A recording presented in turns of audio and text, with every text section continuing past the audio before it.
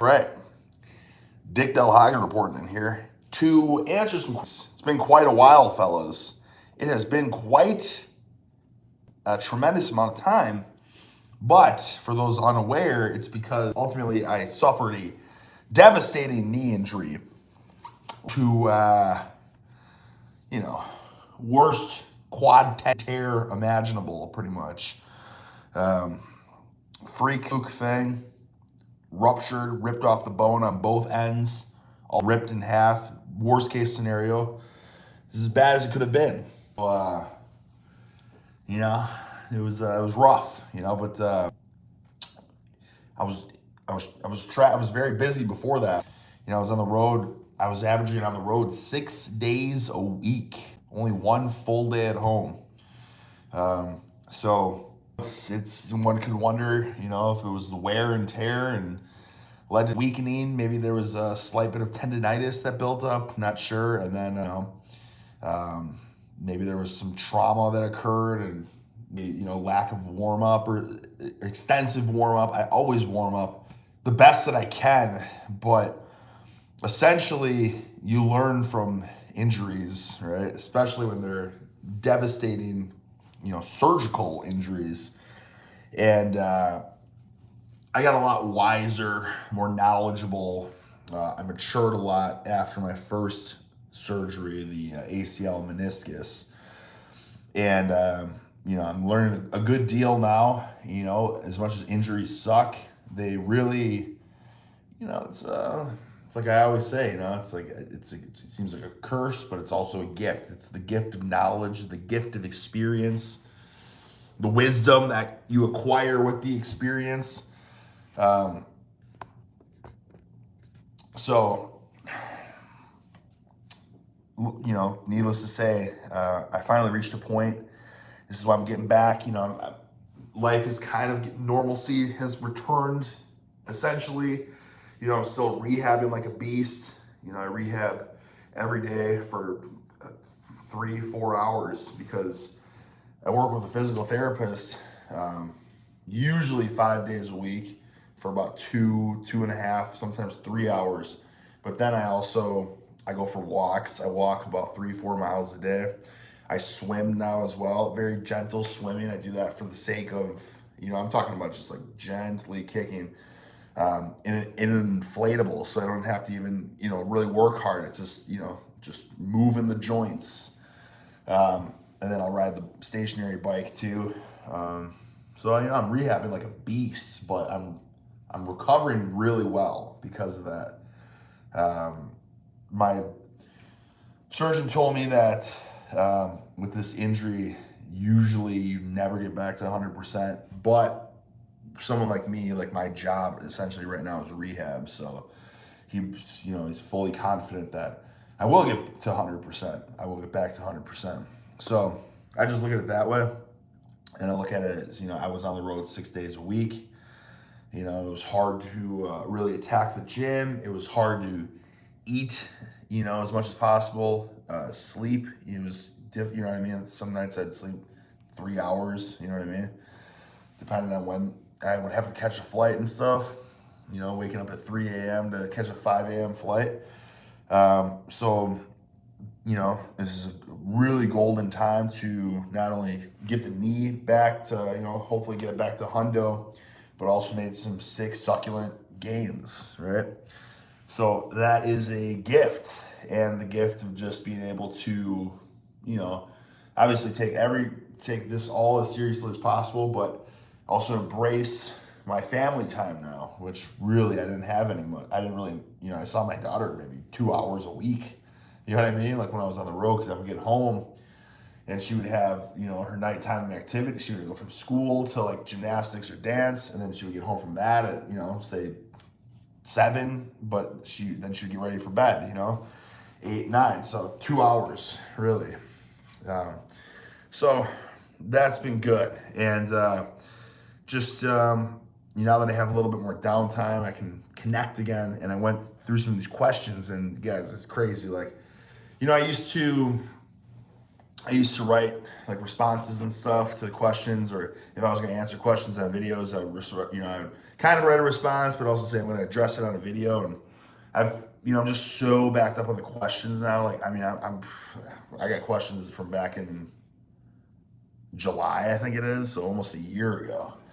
So ultimately, what I'm just going to start doing is, you know, just picking the questions, not reading the whole comments on the videos, and I don't think it really mattered that I responded anyway, but you know what I mean? Just like, I'm not gonna respond via messaging because ultimately I want to just get through more questions. So we're gonna start cranking out, just getting back on, more regularly upload Patreon vids. Where ultimately it's just, a connection, a deep connection, talk about life more so, talk about experiences, go in more detail about things that, on YouTube, ultimately the main thing on YouTube is ultimately it's got to be entertaining. You know what I'm saying? Because if your videos aren't entertaining, they don't do well, your channel suffers. And if your channel doesn't get a lot of engagement and videos don't do great, then ultimately YouTube doesn't really push them as much, and your channel can ultimately die. So it's important to, continue on YouTube to make good content, like short, entertaining content, and then for here, this can be more extensive. But before I get into it, I want to talk about this because I think I'm trying to get something out of this because it sucks so much. But before I get into it, just in case you guys are wondering about this, check this out here. Look at that on my finger. That is a burn. That is a bubble blister from a burn that I got yesterday. My wife was cooking for me to get me jacked and stacked and, dense, full of nutrients and caloric expenditure. And I guess as she was preparing the food, she put the plate on the hot stove. The stove is on high, it probably gets to 1,000 degrees. She puts the plate on the stove. She's putting the food on the plate.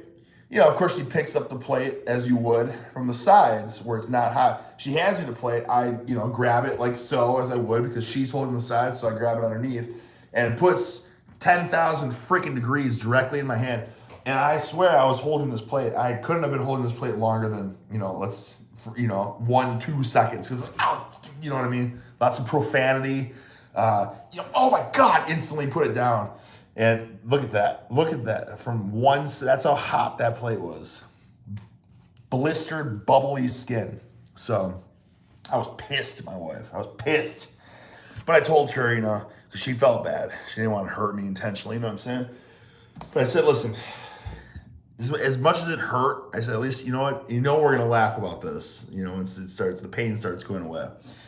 And I'm at that point now where I can laugh about it. Like, it's like unbelievable. Like, you want to talk about a practical joke you can play on someone? Like, obviously, don't do it because that would be just a cruel joke.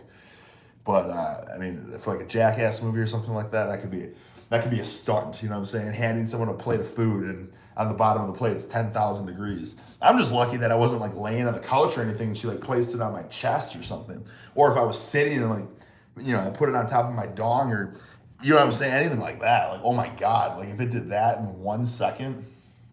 Also, I want to point out here that, so I'm drinking some Honest. Normally I drink matcha green tea, the powder. But as of right now, I'm doing a follow-up with my surgeon, so I'm out of town. So I just had to buy some stuff from the grocery store, and I'm starting to get back into green tea because ultimately, fellas, green tea is like one of the healthiest things you can drink. Like, there's zero excuses not to drink green tea, in all honesty. And I've always been, these Patreon videos, if you go back, I'm always drinking green tea when I'm making the videos, but I got out of that habit then. And I just want to kick myself because it's like, man, we all know, eat healthy, right? You get fiber in you, eat fruits, eat vegetables, that kind of stuff. But it's like, on top of that, drink green tea. There's like so many studies about, like PubMed journal studies with, tens of thousands of people proving how beneficial it is. And if you just look up benefits of green tea, it's like literally everything, 100 benefits. So it's like, if you're going to drink anything, and it's just like, you can get the decaffeinated green tea, like, you know, but even this is just normal green tea with caffeine, and per 12 ounces, it's like 50, or it's 40 grams, or I'm sorry, 40 milligrams of caffeine. So really, like in this entire thing, it's 200 milligrams, which is the equivalent of a cup of coffee. Now, unless you're a psycho like me, you're probably only gonna drink, you know, this is 5 servings in here, so you probably have, you know, I'm drinking the whole thing because I'm a psycho and I just, you know, want them health benefits. I want to flush them free radicals. You know what I'm saying? I want my body to be a freaking machine right now. It's a healing machine, basically, which it is, right? I'm about a month ahead of protocol in terms of healing. Like my physical, I worked with a different physical therapist today. So it was their first time seeing me since surgery, because they were the first person I worked with after surgery, because of the town I'm at right now. So when I had surgery, the next day I started PT for a couple days in this town, and then I went back to Orlando and did my PT there. But now that I'm back here, it was my first time seeing them since then, and they're just blown away by how, you know, the swelling has gone down tremendously. My leg, the size is not even that off from the other leg, which is great for this, especially for this type of injury. The range of motion is almost full, which they even were telling me, like, at this point, like, just try to maintain it. Don't even push it anymore, because, like, according to protocol, like, I should be at, like, 120, 125-ish. I stay around there, and I got 132, and I had more in the tank, but they're like, it's not even worth pushing, because, you know what I mean? Like, it's just, like, you're just way too ahead of protocol. So, you know, since we got some snacks here, I just want to point something else out to you guys. First and foremost, you know, when I'm on the road and I want to be healthy, because listen, you know, you eat your fruits and vegetables and all that kind of stuff.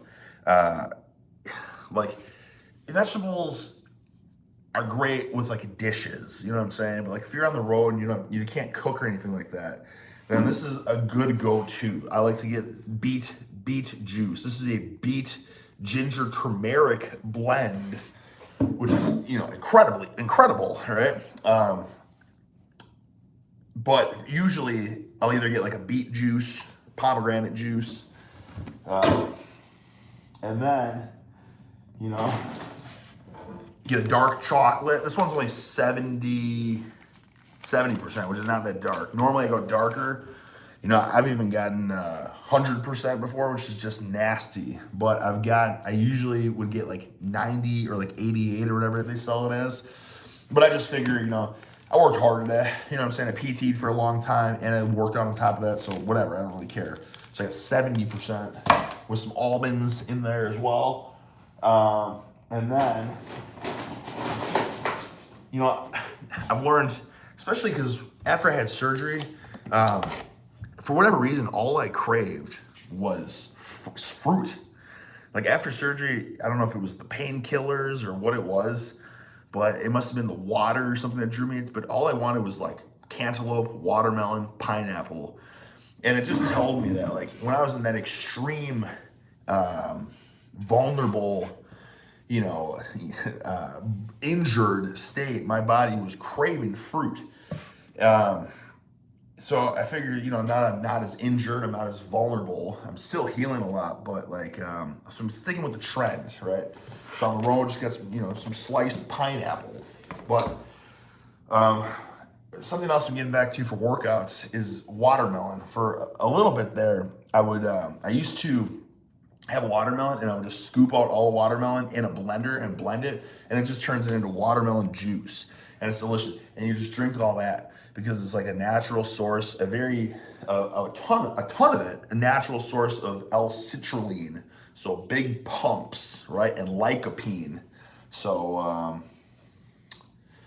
heart health, right, nitric oxide, right, pumps, boners, all that good stuff. A couple other things. I got more stuff, but I'm just pointing out the good ones. Okay, as well. Walnuts essentially for the, walnuts are also another kind of a superfood in a sense, like, but mainly for cholesterol, blood pressure, right? The good stuff. But then also loaded with minerals, right? zinc, magnesium. You want to talk about loaded with minerals. This is a must to be in your diet. Another thing I got away from for a while, which I'm kicking myself for, but pumpkin seeds. Guys, pumpkin seeds, they don't list all the nutrients on the back, the micros, but just to give you an idea, magnesium is like, everyone's magnesium deficient in today's day and age, basically. A lot of foods don't have like the amount of nutrients that they used to have, right? And magnesium is one of those nutrients that, listen, we're all deficient with. We all need more of it. Well, let me tell you something. In this tiny bag of pumpkin seeds here, there's 320% magnesium. In this little bag of pumpkin, 320% magnesium. Then on top of that, there's 160% zinc, right? And then there's, in this little bag, 64 grams of protein in this little bag of pumpkin seeds. So, we're talking about the micronutrients. We're talking about the macronutrients. This is just another food. If you look up foods for like, just man's health in general, like natural testosterone boosters and boner boosters and all that kind of stuff, like pumpkin seeds are like right up there, like number one. On top of that, anti-inflammatory, cholesterol, blood pressure, like blood sugar control, all that kind of stuff. So anyways, that wasn't even the point of this video. I'm just saying that because I had this bag of groceries right next to me. Bag of snacks, essentially. I ate, but I was like, listen, I'm trying to get, I want to be healthy, but I want to be jacked, stacked, damn succulent as a freaking grapefruit, you know what I mean? So I need snacks, right? So I just figured, what the hell? I'll show you guys some snacks. But anyways, let's get to this. Let's get some questions now. So I got 4. Just the gist of it. I'm not reading the full questions anymore because part of the process was before everything was just taking too long. People would write a textbook. I would have to read the textbook. I would respond. Let's just get to it. So this is Randy Stuffins. Randy Stuffins. He's a well-known patron throughout the whatever duration that I've had this channel going here. But he wants tips for his hips. He wants tips to help the outer hip joint during sumo deads. Now, this is gonna kind of go hand in hand with another question here. But listen, Randy Stuffins also said he's been doing mobility. So that goes to another here. Liam Davis asked a question. He said, Del Hagen, could you make a mobility video, upper and lower? So Liam, I got a rebuttal for you. Is I have a lot of them. If type in on Google, just type in Bugenhagen, Bugenhagen, mobility, and there's gonna be like 10 videos. I think I have like a series of like 3 or 4 upper body ones. Then I got a bunch, a couple. Then I got like the ultimate like lower body one. Then I got another one from like 7 years ago that I did outside, which is a good routine. And then I got a couple other upper body warm-up stuff. Ultimately, I don't make more mobility videos because if you just type in those and you see, what are the first, 8 videos, whatever it is, like everything is covered there for the most part. Unless I learn new stuff, which I probably will through my PT, as I keep going, I'll probably pick up a thing or two. But like that's everything I've learned throughout my years. That's the majority of the stuff, and everything there is for the most part as comprehensive as can be. You know what I mean? It's not overly complicated. It's easy stuff to do. A combination of like band assisted stretches and like kind of yoga-esque stretches. But Randy says he's been doing those mobility things the videos that I've made. But he still seems like he needs some tips for his outer hip joint while doing sumos. And I think I know what he's talking about because I think I've had that from time to time as well. And if not from sumo, I might have had it from doing like a wide stance squat. Same idea. But really, this is my advice for you, Randy, is if you've been doing mobility stuff and you're still getting that, I would mess around with, here's the golden tidbit.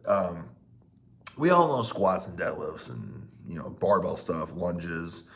That's all money. That's the key stuff. You need to do that to get strong. You need to do that to get, ultimately as big as you could get, right? Like the machines will get you big to a degree, but they're not going to get you as big as if you can really strong with barbells, basically. But the tidbit is utilize the machines. For the machines, I'll say this right now. I'll go on record and say, for hypertrophy and strength, machines are definitely they're not first tier, you know what I'm saying? They're not the cream of the crop, without a doubt. We all know that. But they're money, almost sweet money for warm-up stuff. Like specifically, I would say like your hip abduction and hip adduction machines. That's like the good girl, bad girl machines. You gotta do those before you squat and deadlift. One of the best investments you can make is just a little ankle mini band. And then you can do lateral walks, like sideways walks with straight legs or slightly bent legs. You can do kind of forward walks, backward walks. They're just gonna activate your glutes in a sense, get your hips warmed up. You can do clamshells with them, leg raises, all that kind of stuff. The band, like a mini band like that, let's just say $10, right? It should be cheaper, but you know how it is today's day and age. Everything's expensive. But I bought a pack of 3 at Dick's Sporting Goods, which is like, the place is a ripoff and everything they have is total crap there. But, mini bands, like, they're mini bands. You can't go wrong with them. I think I got 3 of them for like $20. And they should last a very long time. But anyways, doing the mini band walking warm up and that kind of stuff, doing the hip abduction machines, and then just doing like, very light, like very wide stance leg press, like that kind of stuff for the most part. Also with the mini bands, just doing like a glute bridge on the floor, like spreading your legs apart as hard as you can, like all that kind of stuff. Like for the most part, that probably will help you from having your hips like be pinchy. Like that's just from my experience. Like when I had surgery the first time, and this goes to another question here, Pete Rogers. So this is still going to Randy's. So all these questions kind of connect. So Liam Davis asked about mobility, but Randy Stuffins is doing the mobility videos that I made that Liam was asking about. Then Pete Rogers had surgery on his meniscus, which is also a couple years ago, I had ACL and meniscus surgery. And he wants advice about, getting back under the bar, squatting, but like also rehabbing and stuff. And I will say, especially now that I'm back kind of in this recovery phase, don't rush getting back under the bar necessarily. Keep the barbell for when you're feeling like 100%, because there's so much other stuff you can do, and there's so many other things to, like after surgery, there's a lot of imbalances. There's a lot of things to strengthen. Not to say you can't do the bar, but don't be consumed about that, because the barbell, let's face it, once we got that bar on our back or that bar in our hands, we want to move some freaking weight, right? Even if it's like you've deadlifted, let's just say a very general number. Let's say you've deadlifted like 495, whatever. Like a lot of people, you got a 495 deadlift. You probably have more, who knows? I don't know, but you got a 495 deadlift. You had your meniscus surgery, and now you're getting back to the barbell and you have, 135 on the bar, right? You're deadlifting 135. Or let's say squatting, because that's what you're asking about. Let's say you got a 405 squat, you got the bar, you got an empty barbell, feels good. You got 95 pounds, feels good. You got 135, feels good, right? You're going to get, it feels good, but it doesn't mean you should keep pushing it, because there's other things that you should do here. So like for Pete, my advice for you is focus on single leg things. Single leg, because what single leg does for the most part is, it's not so much like, oh, you're isolating one leg. It's more of like you have to stabilize. And when you're stabilizing on one leg, what it's actually doing is it's strengthening the muscles in your foot. And that's what I've learned as I rehab my knees. Like those muscles in your foot, like it's so important to strengthen them, because basically like when those muscles are weak and they like collapse or whatever, that's what's causing like your knee to shift or bow in different directions. And that's ultimately when you hurt your knee, is when it's not stable. especially underweight, right? When your knee's not stable and it kind of like whatever, buckles or whatever in any way. So like single leg stuff is important for everyone to do, right? Anything that incorporates balance. So moving forward, I'm gonna have to start doing more stuff like that too. The only single leg stuff I've done in the past was like, oh, this is badass. I want to move a lot of weight because it's single leg and it's cool and it feels cool and it's, you know what I mean? It'd be cool to move whatever X amount of weight single leg. But it's important to do mainly to strengthen those feet muscles, right? Which is very important, as we know, for knee stability, okay? On top of that, the same thing like I said to Randy, you know, really strengthen your hips. Like your hips are another one of those things that like if your hips are weak, your knees aren't going to be as stable as well. Even if your hips are strong, like still do an extensive warm up, like I was saying, with the adduction, abduction, whether the mini bands, whether the good girl, bad girl machines, whatever. Just get your glutes, your glute medius, your adductors fired. It's so hard to keep my train of thought here. What else was I gonna say? Oh yeah, something else then too is like your best friend right now, since you had your meniscus surgery, right? Things like RDLs are great because, listen, here's another piece of advice for you guys that have had surgery or you don't want to have surgery, right? You can never get too strong on your with your glutes, your hamstrings, your posterior chain, because ultimately those hamstrings are what protects your knees, right? And what does that mean? Like what protects your ACL, your meniscus, your quad tendon, right? So RDLs are money, right? Because you also have a little bit of bend. So it's like you're still going to strengthen your knees to a degree, but it's not the same thing as a squat where you're like, massive stretch, right? You just have a little bit of bend, a little bit. I don't even know what this is supposed to be. But you get what I'm saying? Like, let's say this is your knee joint, right? As opposed to squatting where it's like, boom, big stretch on the tendon. Everything's getting stretched out on the bottom, right? RDL or a kettlebell swing or something, it's just like little bend, little bend, little bend. Getting blood flowing, blood to the tendons and ligaments is not an easy thing to do. So lots and lots of reps, that little range of motion, strengthen your glutes, strengthen your hamstrings. Like that kind of stuff. Like I can even do, granted, I'm not going very heavy at all. The most I've done so far was 3 sets of 15 with a 53-pound kettlebell, I want to say a week ago. And this is how untrained I've become. That made me sore in my glutes and hamstrings because I haven't been able to work my legs in months. But like that was good. Whereas, if I'm trying to get to squatting right now, even an empty bar, like it's just too much. So don't rush the squatting, work the hips, really focus on the posterior chain. And then I would say just for strengthening the quads, right, getting the knee bend back, do this golden advice. This is something I learned from my first surgery. Banded leg press, right? I used like a band only leg press called a shuttle. I think it's called like a shuttle MVP or something, a shuttle press, but you don't need that. You could also just use a normal leg press.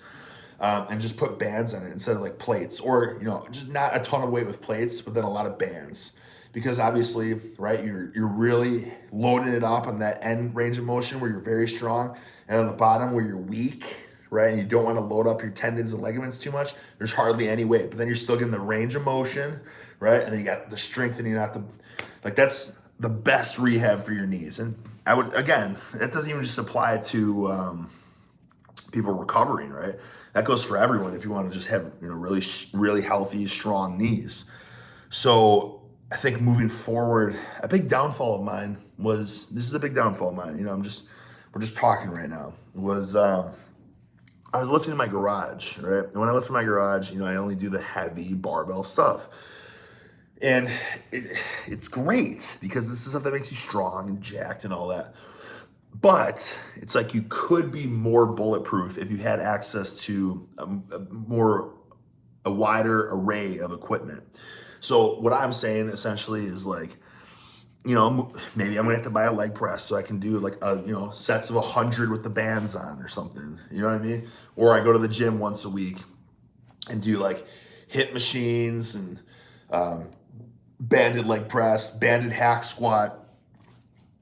Something else too for for everyone basically, is your VMO muscle. That's the teardrop muscle of the quad, is the most important muscle, like especially if you're recovering from knee surgery. But it's like another muscle that really stabilizes your knee.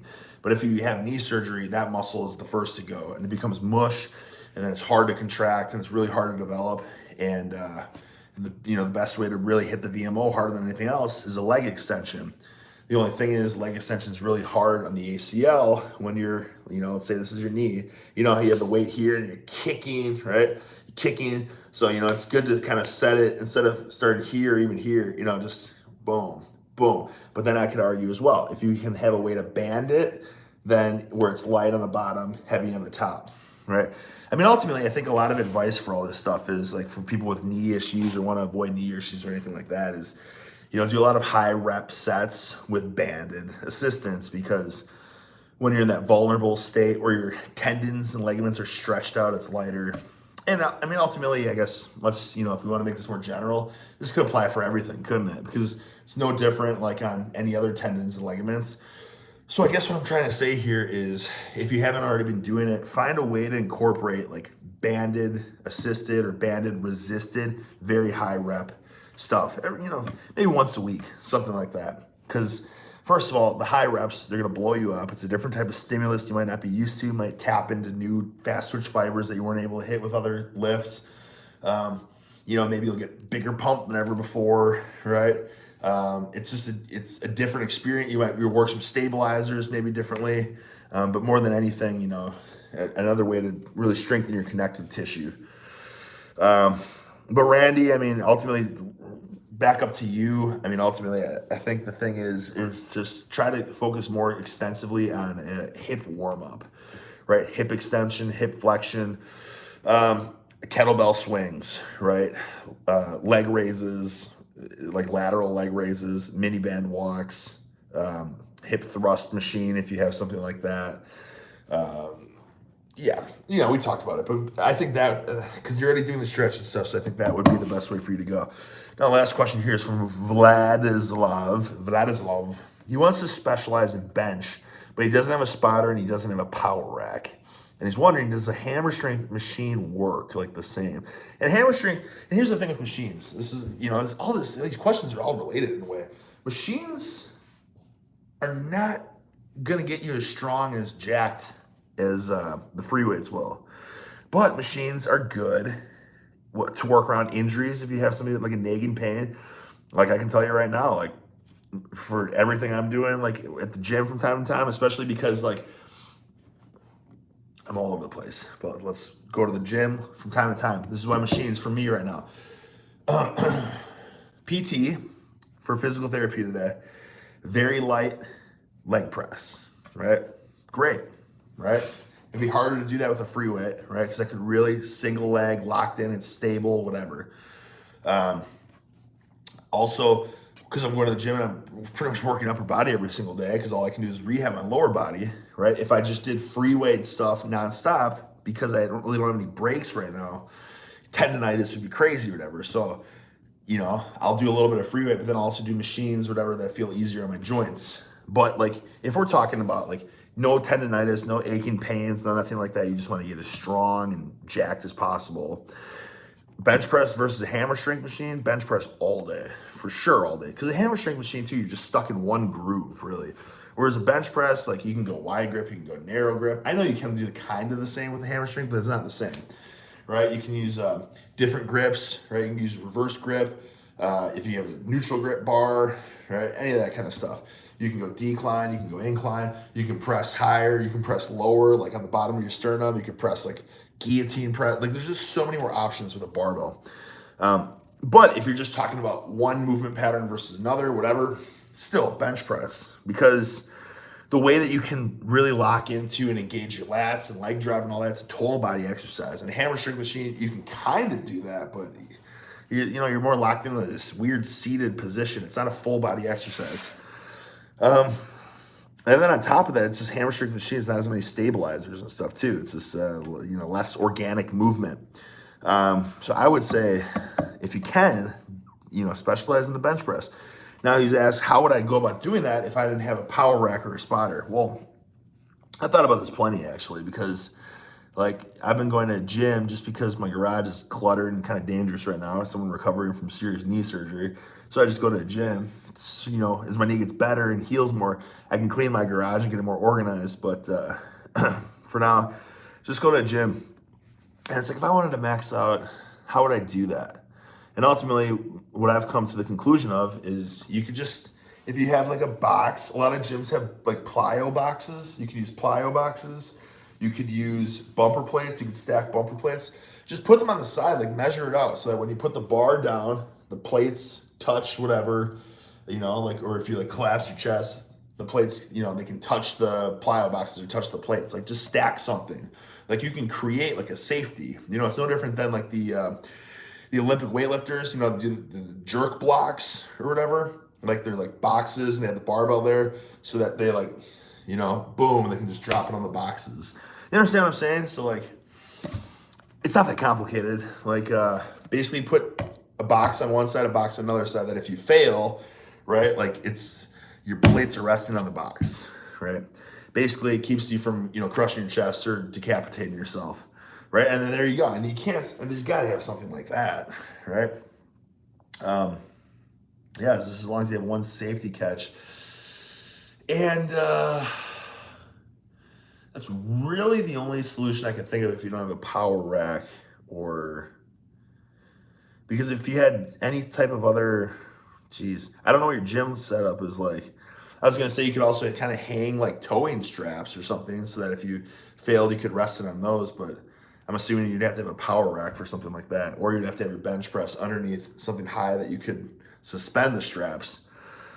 I guess another thing, if you were crazy, like you always just have no pin, no safety clamps on the side, and if you fail, you just dump it.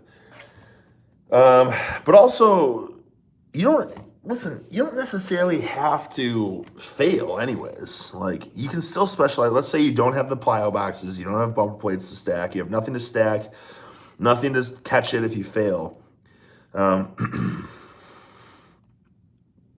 You could still do floor press or something along those lines too. Oh, yeah, because then if it went here, you could just dump it in front so that the weight would be like on your stomach, but it would be high enough where it wouldn't crush you. You know, the plates would be high enough. So floor press would be an option as well. Wait,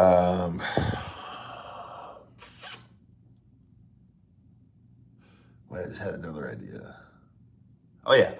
Yeah, if anything, if you also want to specialize in it, why not just, you don't have to do singles, you know what I mean? Like specializing doesn't mean just maxing out one rep. Like you could even do a set of, you know, 2, 3, 4, whatever. And that way, like let's say you're going for 3, right? And you hit 1. It was like, damn, that was hard, right? Well, you can pretty much already guess that you're not going to get 3. Or you hit 1, you hit 2, you know, whatever. Then you already know not to go for 3. Same thing. Or if you're going for a set of 2 or whatever, it's, you know, almost as intense as a set of 1. But then you have that rep to, you know, gauge if you're going to hit that second one. So like maxing out for sets of 2 is not much different than maxing out for a set of 1. And that's basically a surefire way. Like, okay, here, going for doubles.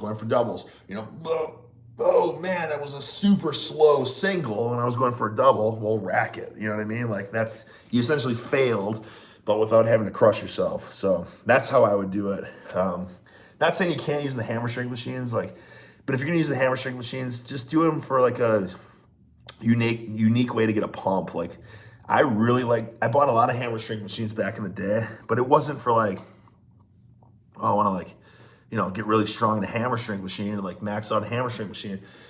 I like the hammer strength machines because they have the plate, the loading horns, so you can put resistance bands on them.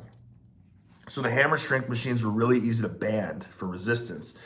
So then all of a sudden, you know, you can turn this hammer strength machine into like a pump, you know, crazy pump machine, or like a boom, dynamic explosive machine, right? Where it's harder to do that with free weights. So that's how I would approach it. Anyways, this was supposed to be a quick one, just a welcome back quick video, but it's ended up being a long one. It went from sunrise to sunset. So I'm gonna end it there, but you know, it's been a while, so I just want to say, you know, really appreciate you guys' support. You know, I appreciate people that asked questions a year ago, and I'm just getting them now. I appreciate you being on this journey with me. All right. I appreciate you guys that, you know, leave comments in the posts and all that, like help engage the community, you know, leave feedback. Like, you know, with like, in conjunction with the YouTube channel and stuff like that, like I'm trying, and other things like in my job and family and all that, like I really don't look at comments. I might gaze over the comments, but I don't really engage with them because it's just too much. And if I start responding to comments, and I feel like I have to respond to everyone's comments, you know what I mean? So ultimately, I just don't, because it'd be too much. It would end up turning into a full-time job. But you know, a lot of you guys are just as knowledgeable as I am. So if you can give your 2 cents and you help it, you know, people got questions, you know, you leave feedback, then it ends up being a very nurturing environment for everyone, basically. So I just want to say, greatly appreciate you guys, and yeah, we'll reconnect. We'll get back to it.